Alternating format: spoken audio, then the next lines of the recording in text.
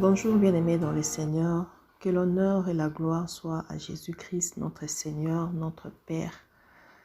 Il est tellement bon que lorsque nous méditons tout le jour, nous comprenons la grandeur et l'amour, la dimension de sa bonté est incomparable, infinie. On ne peut jamais sonder les profondeurs de sa bonté. Parce que Dieu ne fait rien sans prévenir, Dieu ne fait rien sans avertir. Il ne peut même pas te frapper s'il ne t'a pas encore averti.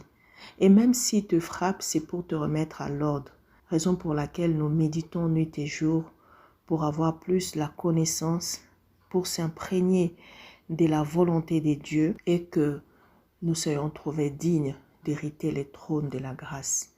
Bien-aimés, aujourd'hui nous allons continuer notre partage sur le livre d'Apocalypse, un livre plein de merveilles de l'Éternel, un livre qui nous ouvre les yeux pas possible pour que nous puissions comprendre que les jours sont mauvais et que nous puissions être des sentinelles pour tous ceux-là qui n'ont pas compris ce qui se passe, car les temps sont mauvais, les jours sont mauvais. Le Seigneur arrive bientôt. Aujourd'hui, nous allons partager dans les livres d'Apocalypse, chapitre 10. Je vais lire à partir du 1er jusqu'au 7e verset. Je lis au nom de Jésus. Je vis un ange puissant qui descendit du ciel, enveloppé d'une nuée. Au-dessus de sa tête était l'arc-en-ciel, et son visage était comme le soleil, et ses pieds comme des colonnes de feu. Il tenait dans sa main un petit livre ouvert. Il posa son pied droit sur la mer et son pied gauche sur la terre, et il cria d'une voix forte comme rugit un lion. Quand il cria, les 7 tonnerres firent entendre leur voix. Quand les 7 tonnerres eurent fait entendre leur voix, j'allais écrire, mais j'ai entendu du ciel une voix qui disait « Scelle ce qu'on dit, les 7 tonnerres, et ne l'écris pas. » Et l'ange que je voyais debout sur la mer et sur la terre leva sa tête droite vers le ciel et jura par celui qui vit au siècle des siècles, qui a créé le ciel et ce qui s'y trouve, la terre et ce qui s'y trouve, la mer et ce qui s'y trouve, et qu'il n'y aurait plus de délai. Mais qu'au jour de la voix du 7e ange, quand il sonnerait de la trompette, le mystère de Dieu s'accomplirait comme il a annoncé à ses serviteurs, les prophètes. Bien-aimés, aujourd'hui nous allons partager pourquoi avant que le 7e son de la trompette arrive, un livre fut donné à Jean. Bien-aimés, ces écritures sont tellement merveilleux, effrayants et nous montrent aussi la miséricorde de Dieu. Tout le temps qu'on a commencé à méditer la Bible, nous avons vu que tout tourne par rapport à l'amour de Dieu pour ses enfants. Et ces passages, comme nous avons dit, l'Apocalypse nous parle des choses qui sont et des choses qui vont arriver. Tout ce qu'on voit par rapport peut-être au fléau, aux trompettes qui a été déjà sonné, ce sont des choses qui se sont déjà faites il y a longtemps. Mais le Seigneur, tellement miséricordieux, est de bonté pour allonger les temps, pour que tout le monde soit sauvé. Déjà quand Israël commençait à faire du mal, à désobéir à Dieu, lorsque le Seigneur voulait finir avec eux par des fléaux, la majorité des trompettes et des fléaux étaient déjà ouvertes. Et si on regarde aujourd'hui, on parle du 7e son de trompette. Mais parce que les choses se sont avancées tellement. Parce que ici, lorsqu'on parle de ces 7e sauts de trompette, on a vu du 1er au 6e saut de trompette, c'était déjà des trompettes qui ont été déjà sonnées depuis nos patriarches. Quand le Seigneur le frappait, quand le Seigneur faisait tout pour qu'ils se repentissent, et tous ceux qui restaient là, les survivants, continuaient à faire du mal, continuaient toujours à ne pas revenir au Seigneur. Et Dieu continue. C'est pourquoi la Bible dit, lorsque le péché a abondé, la grâce a surabondé. Et jusqu'à ce qu'on voit Jésus à cette époque-là, il était déjà là, prêt à frapper. Mais il a tout laissé, il est venu sur la terre pour s'acquérir lui-même de ce qui se passe dans le monde, pour montrer aux gens comment revenir au Père. Et donc là, il est reparti vers le Père, et lorsqu'il viendra, ça sera maintenant pour le jugement de la fin. Et le 7e sceau sera sonné lorsque Jésus-Christ reviendra. Et en ce moment-là, on voit ici que lorsque Jean a vu la vision, on lui a dit, scelle ça, c'est pour de temps qui vont venir. Et cette même vision, Daniel aussi avait vu cela. À l'époque où Daniel avait vu ça, dans Daniel 8, 26, on lui avait dit aussi, scelle ça. Parce que ces choses ici, ça sera pour la fin des temps. Pendant ce moment-là, fais seulement tout pour que les gens se repentissent. Parle. Daniel même, il a dit qu'il en était tombé malade. Il a été effrayé de voir la gloire de Dieu quand ça fait ça, ça va arriver. Et là déjà, Jésus-Christ était à l'œuvre parce que Daniel lui décrit comme aujourd'hui Jean le décrit. Après Daniel, Ézéchiel aussi avait vu cela. Il a décrit la même personne. Donc Jésus-Christ vit aujourd'hui éternellement. Mais animé de l'amour, il use toujours de patience pour que tout le monde soit sauvé. C'est pourquoi il a dit, il a dit dans le passage, je peux relire ça, il a dit vers le verset 4, « Scelle ce qu'on dit les 7 tonnerres et ne l'écris pas. Et lorsque je voyais debout sur la mer, sur la terre, levant sa main droite vers le ciel et jura par celui qui vit au siècle des siècles, qui a créé le ciel et ce qui s'y trouve, la terre et ce qui s'y trouve, la mer et ce qui s'y trouve, et qu'il n'y aurait plus de délai. Bien-aimés, nous devons savoir qu'il n'y a plus de délai. Dieu peut venir à tout moment. Lorsque le 7e son de la trompette va sonner, ce sera le sceau de l'enlèvement, la trompette de l'enlèvement. Lorsque le mystère de Dieu va s'accomplir, il n'y aura point d'excuse. Parce que nous avons vu à la fin que Dieu accomplirait comme il avait annoncé à ses serviteurs les prophètes. Parce qu'il avait déjà annoncé à ses serviteurs toutes ces choses. Alors nous allons voir ensemble avec vous qu'est-ce que le prophète avait vu. On va partager sur Daniel 12. Je vais lire rapidement Daniel 12. En ces temps-là, se lèvera Michaël, le grand chef, le défenseur des enfants de ton peuple, et ce sera une époque de détresse, telle qu'il n'y en a jamais eu de semblable depuis que les nations existent jusqu'à cette époque. En ces temps-là, ceux de ton peuple qui seront trouvés inscrits dans le livre seront sauvés. Plusieurs de ceux qui dorment dans la poussière de la terre se réveilleront, les uns pour la vie éternelle, les autres pour l'opprobre, pour la honte éternelle. Bien-aimés, la fin du monde arrivera. D'autres vont se trouver malheureux éternellement et d'autres seront récompensés, ils vont vivre éternellement. Ceux qui auront été intelligents brilleront comme la splendeur du ciel, et ceux qui auront enseigné la justice à la multitude brilleront comme les étoiles à toujours et à perpétuité. C'est pourquoi lorsqu'on a montré cette vision aussi à Ézéchiel, on lui a dit, on t'a fait voir ça pour que tu prophétises, pour que tu parles, pour que tu préviennes les gens, afin que plusieurs soient sauvés. Parce que la volonté de Dieu, c'est que tous soient sauvés. Alors si tu n'es pas sauvé, mon bien-aimé, c'est parce que tu as fait le mauvais choix. Je continue à lire. Il dit à Daniel, toi Daniel, tiens secret ces paroles, scelle le livre jusqu'au temps de la fin. Plusieurs alors les liront et la connaissance augmentera.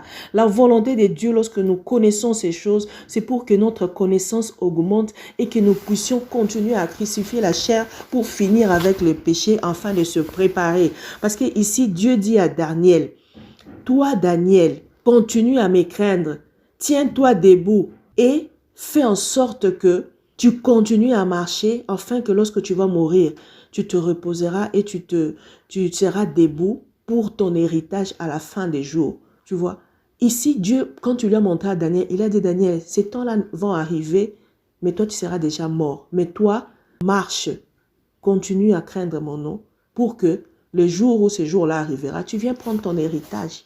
Alors, ce qui m'a retenu dans cette vision de Daniel, Daniel dit, Moi, Daniel, je regardais et voici, j'ai vu 2 hommes qui se tenaient debout, l'un en deçà du bord du fleuve et l'autre au-delà du bord du fleuve. L'un des dit à l'homme vêtu de lin qui se tenait au-dessus des eaux du fleuve. C'est la même que Jean a vue, c'est Jésus-Christ. Déjà, il était là. Quand sera la fin de ces prodiges? Et vous savez, la réponse, c'est Jésus-Christ. Il lui a dit, quand la force du peuple saint sera entièrement brisée. Bien aimé, quelque part, lorsque les enfants de Dieu continuent à avoir la force de prêcher, continuent à avoir la force de gagner les âmes, il n'y aura pas la fin. Parce que la volonté de Dieu, c'est que tout le monde parvienne à la connaissance de la parole pour être sauvé. Mais lorsque les saints vont se fatiguer, lorsqu'ils vont être entièrement brisés, alors viendra la fin. Alors Daniel, il a dit, j'ai entendu mais je n'ai rien compris. Et puis il demande encore, il pose la question, quelle sera l'issue de ces choses? Il lui répondit, va Daniel, car ces paroles seront tenues secrètes et scellées jusqu'au temps de la fin. Plusieurs seront purifiés, blanchis, éprouvés. Les méchants feront le mal et aucun de méchants ne comprendra, mais ceux qui auront l'intelligence comprendront. Bien-aimés, nous vivons pendant un temps où Dieu veut blanchir plusieurs. Il veut aussi mettre plusieurs à l'épreuve pour revenir dans la maison. C'est comme ça qu'on a vu les 7 lettres écrites à l'église pour que ceux-là qui avaient déjà commencé quelque chose puissent revenir à la raison. Mais ceux qui continueront dans la méchanceté, ils ne comprendront rien et ils vont subir le désastre de la fin. C'est pourquoi, mon bien-aimé, nous allons prier pour que le Seigneur nous arme de l'amour, de continualité, de l'amour, de combattre les bons combats. Parce que tu vas me dire, comment tu sais que c'est Jésus-Christ? Bien aimé, lorsque Matthieu était dans le livre de Matthieu 17:2, lorsqu'on nous montre que Jésus-Christ avait transfiguré, la Bible dit son visage resplendissait comme le soleil et ses vêtements devenaient blancs, entièrement blancs comme de la lumière. Et c'est cette personne-là que Jean appelle ange et que Daniel aussi avait vu. Jésus-Christ, il a toujours été là. Il jurait sur lui-même parce que c'est lui-même Dieu. Dieu s'est fait homme pour te chercher, pour souffrir à ta place. Alors lorsqu'il reviendra, il n'y aura pas d'excuse. Tout celui qui va aller en enfer, c'est parce qu'il veut. Et Dieu tire toujours la ficelle pour que vraiment tout le monde soit sauvé. Alors si tu n'es pas sauvé, c'est parce que tu es vraiment méchant contre toi-même. Parce que l'amour de Jésus-Christ, c'est que tout le monde soit sauvé. C'est pourquoi il a envoyé ses prophètes. C'est pourquoi il a fait avaler Daniel, Jean, ces rouleaux. Parce que ces rouleaux contiennent l'amertume, la souffrance de tout le saint qui crie nuit et jour, vengeance, qui veulent que les choses s'arrêtent pour qu'ils puissent entrer dans leur héritage, dans leur récompense. Même ces saints-là, nos patriarches, ils continuent à vouloir rentrer dans leurs droits.